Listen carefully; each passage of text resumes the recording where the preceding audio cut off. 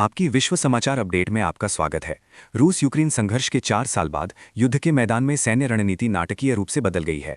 भारी टैंकों और पारंपरिक बख्तरबंद वाहनों की भूमिका अब कम हो गई है, क्योंकि ड्रोन यूएवी ने मोर्चा संभाल लिया है। यूक्रेनी सेना के सार्जेंट वैलेंटाइन बगदानोव के अनुसार शुरुआती दौर में आमने सामने की टैंक लड़ाई अब लगभग खत्म हो गई है। छोटी लेकिन खतरनाक first person view FPV drone ने आसमान पर कब्जा कर लिया है, जिससे टैंकों का चलना बेहद जोखिम भरा हो गया है।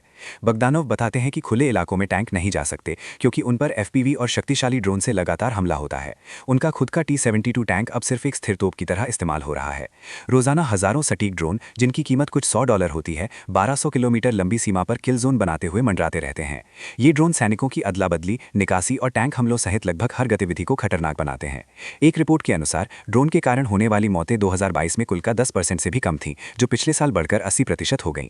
ये बदलाव नवाचार की गति, त्वरित अनुकूलन और प्रौद्योगिकी के सहज एकीकरण, जिसमें कृत्रिम बुद्धिमत्ता AI भी शामिल है, द्वारा परिभाषित युद्ध के नए तर्क का हिस्सा है। यूक्रेनी सैनिकों को ड्रोन की गति और फुर्ती से सामना करने में परेशानी होती है। एक सैनिक ने बताया कि वह ड्रोन की गति से मुकाबला नहीं कर पाए और बंदूक उठाने का भी मौका नहीं मिला।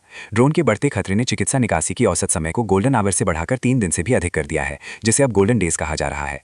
कर्नल व्याचेस्लाव कुरिन्नी कहते हैं कि युद्ध की तैयारी कर रहे किसी भी देश को यह समझना होगा कि कोई गोल्डन आवर नहीं होगा।